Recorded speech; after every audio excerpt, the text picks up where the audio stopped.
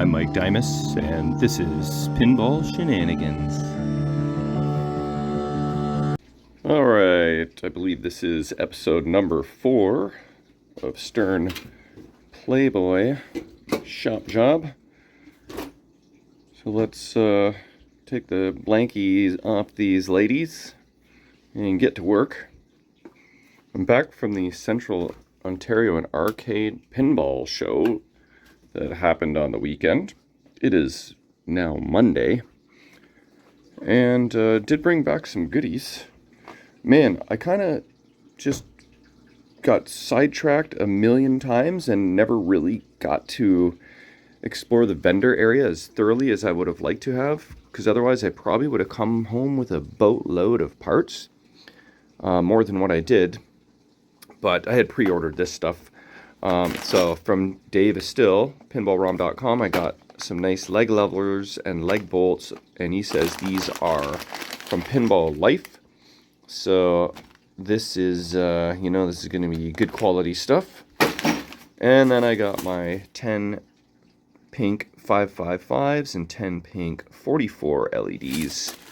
So with the 44s, I think I'm going to pop them in here and change those to pink from white.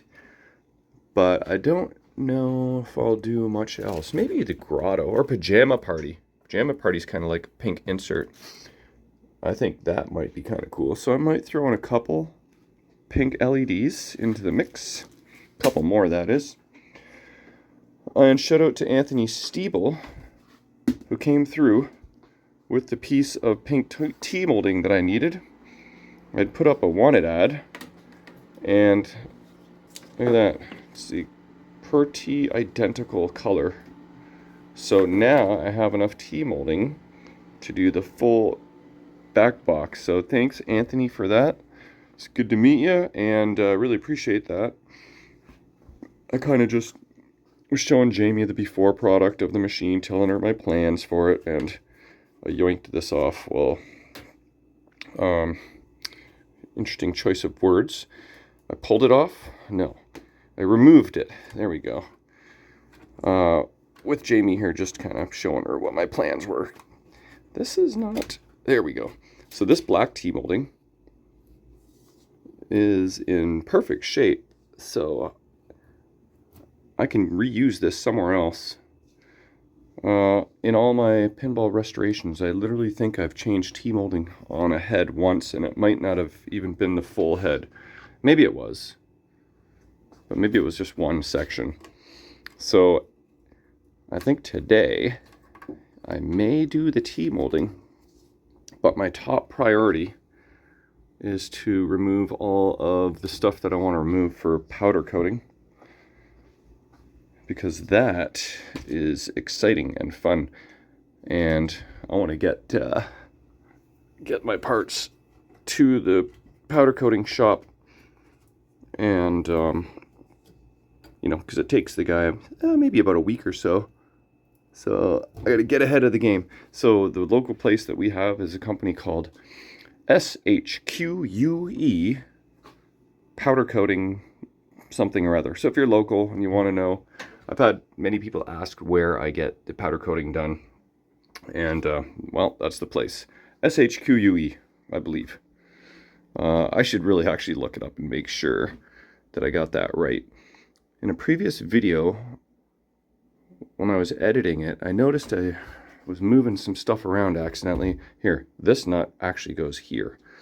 What I should also do is kind of pan over all of my parts, because I put these in kind of very specific places, but over time, stuff gets moved around, parts get sent out for powder coating, table gets bumped into, and some parts end up in the wrong spot. So this video is for me to just ensure that I know what goes where, in case something happens and I bump into the table and all kinds of hardware just, lands on the floor or something.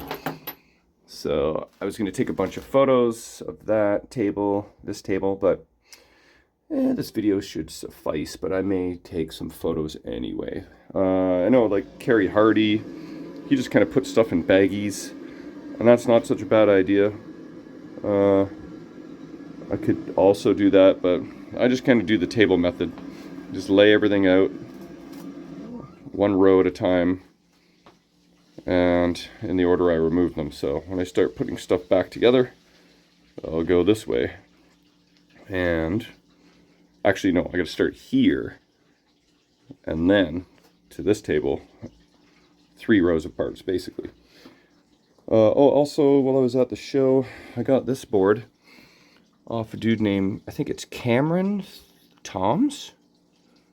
He's a cool dude. I talked to him for quite a bit. He's been in the industry for like 40 years. He went to all the schools, Gottlieb School, Bally Williams School, like even Atari School, and he had this really cool Atari binder that was not for sale. It's like such arcade Atari pinball, not pinball, history. Basically Atari history. Like, this is really cool piece of memorabilia. It was not for sale. Not that I'd really need to buy it, but I bought this off of him for a very reasonable price, $10. I get the harness, I get the driver board, because I have a countdown I picked up recently off Steve Kirchen. And by the way, I brought your back glasses, Steve, to Greg Walker, gave them to him, and I have your back glass from him sitting here now from the show, so I can get that to you whenever. But I bought this for $10. Oh yeah, I got the countdown off Steve Kirchen, and it is missing exactly this, the harness and the driver board. And Cameron said to me that this board is perfectly good except for the one transistor. He was on a service call. This transistor blew.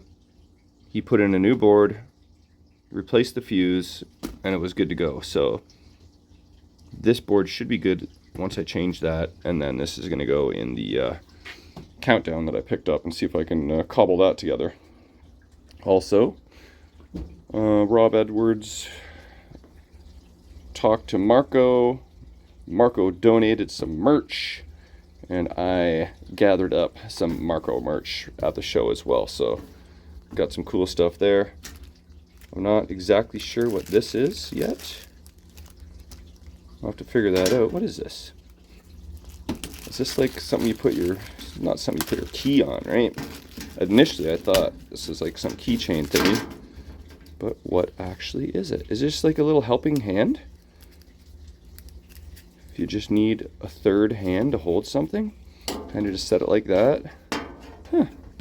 I have a feeling that's what that is, and you know what? I think that could come in pretty handy, so I'll put that with this guy here. A little helping hand. I'm guessing that's what that is, so that's pretty cool. Actually functional and usable. Stickers and whatnot. Beer cozy with some pretty cool art, actually. I'd buy that t-shirt. And then you can get your initials customized on it as well if you'd like. So you can put your ick on there or whatever.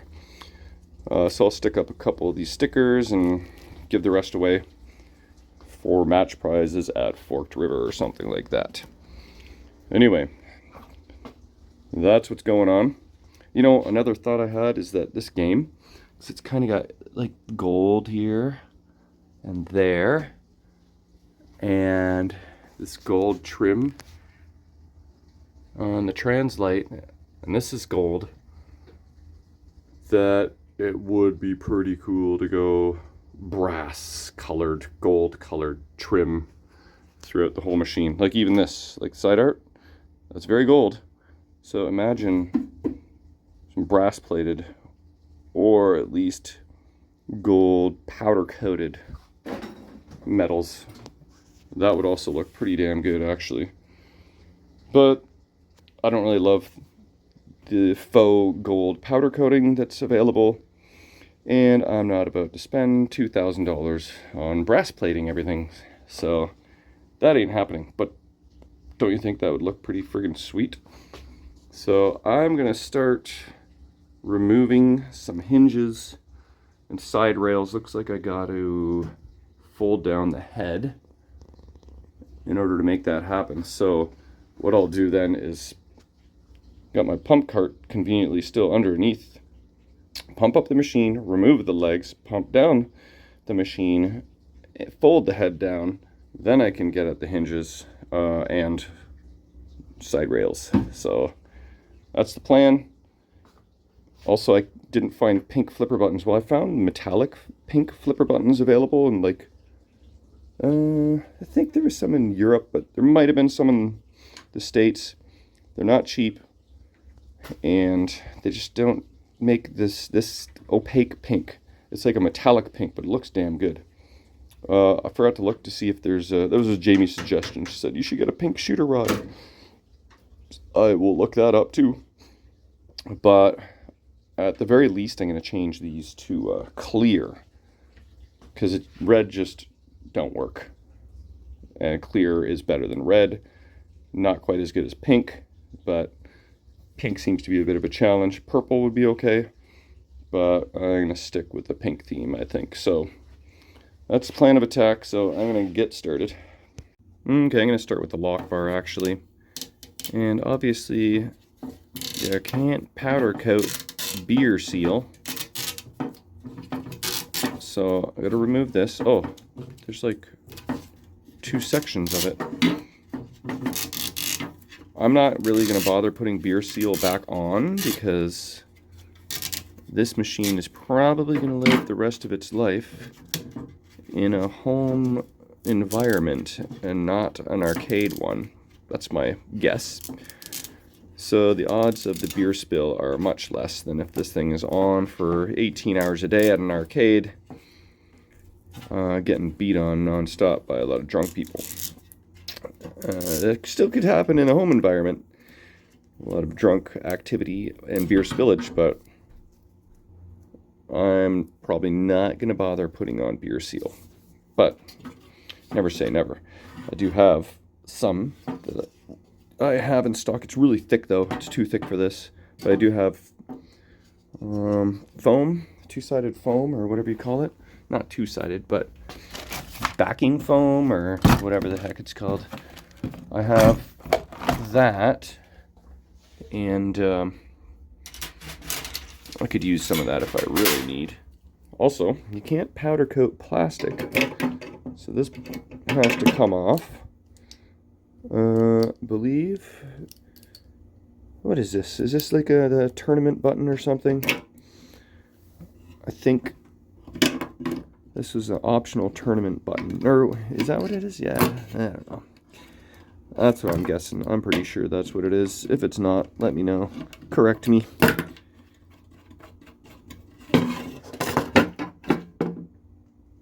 Kind of fugly once you really get a close look at it, isn't it? It's too bad that's on there. But what you gonna do? So I'm gonna have a friggin' black circle on my lock bar now. Well, that's kind of dumb. I guess I could try and paint it pink. But there. Lock bar is now ready for powder coat. Alright, I have all the legs removed. Got my pump cart to do its thing so I could get at all the legs. Now the head is right up into the ceiling. But that's how you gotta roll in the Shenanigans or basement. So there's a little bit of leg wear, nothing major. If I had the metal leg protectors, now would be a good time to put them on.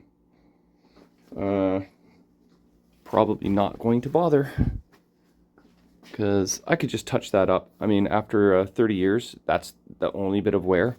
That gives you a hint of how much this machine has been like moved and or like kind of nudged a lot. I think the more you nudge a machine and tilt it and push it and heave it and bump it, that's where the legs kind of like cause the wear on the cabinet. So don't think this machine has had a whole lot of plays in its lifetime compared to some other games. So what I might do is add the plastic protectors and then put on the pink legs.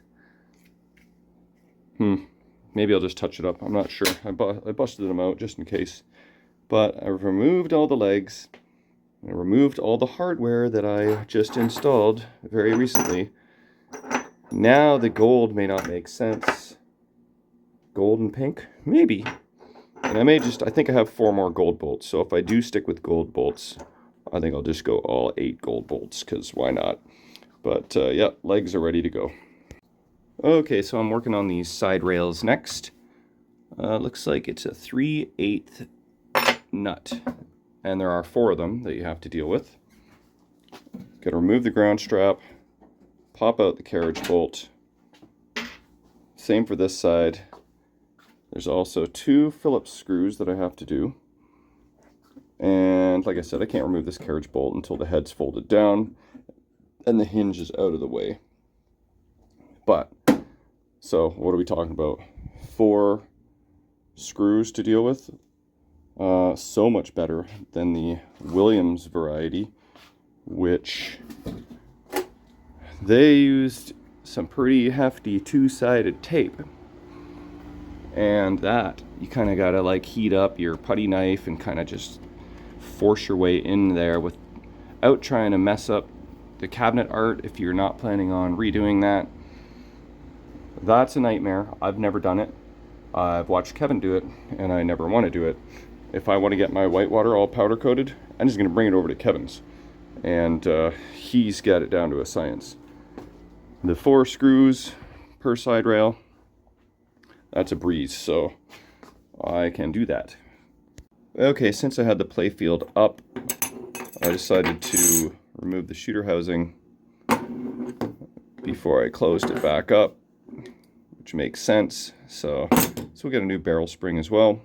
Pink shooter rubber, shooter tip, and yeah, so that guy's removed.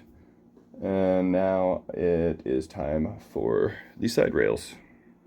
I almost forgot what I was going to mention in that take was there are these little patches here that I'm going to have to remove on both sides to access this carriage bolt. I believe it was my X-Files that had these patches, and one was just worn right off somehow. So Marco, I believe, actually sells replacement patches, so I'm going to try and peel it off carefully so I can reuse it. I might even do that with the beer seal for the lock bar if it's sticky enough. But yeah, I got to peel that off carefully. And wait a minute, I'm just thinking here. If I peel that off and put on a mirror blade, then it don't matter no more, so I don't really need to be all that careful, come to think of it. Alright, this one came off pretty good. Minimal damage. The other side, not so much. Got a few slivers of wood with it.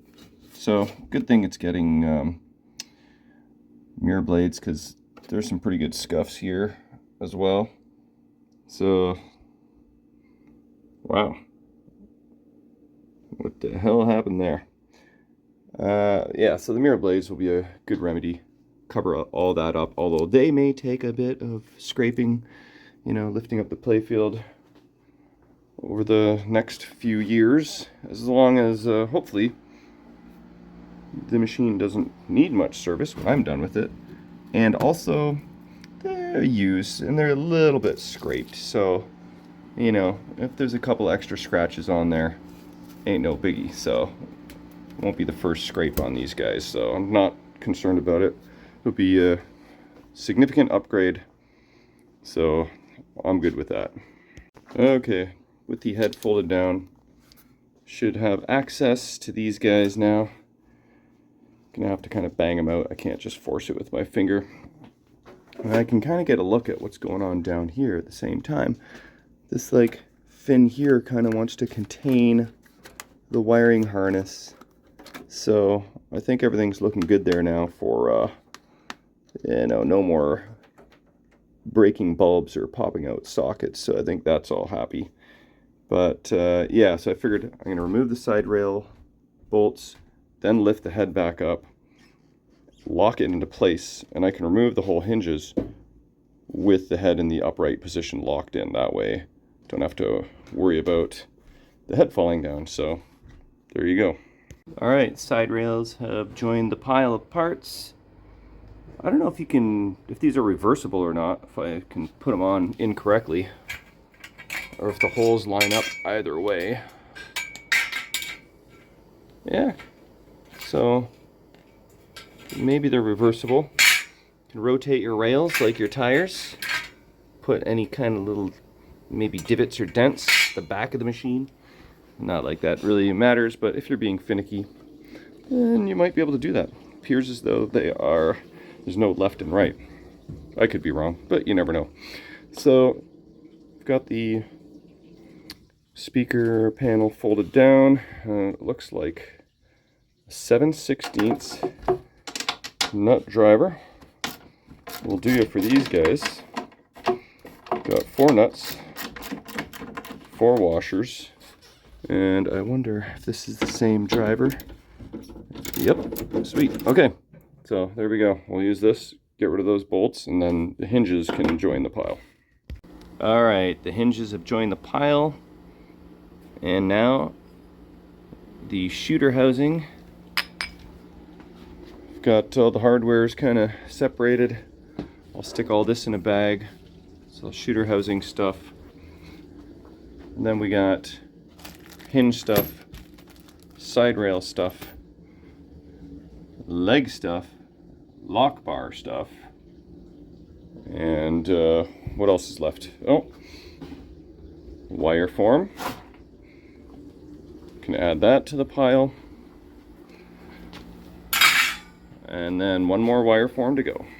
Okay, this last wire form is a little bit more of a pain in the butt because there's this screw and spacer, there's these 2 screws and spacer and plastic, and then you actually have to remove these switches, which are probably nice and adjusted, from the ramp. 6 little screws, and fortunately I have 3/16 magnetic nut driver, which I think appears to be doing the trick. So a little more hardware than I was hoping to deal with. Just hope it all goes back together again. The way I took it apart, it should be fine. And if I need to adjust anything, I can easily do that. I should just kind of label these switches though.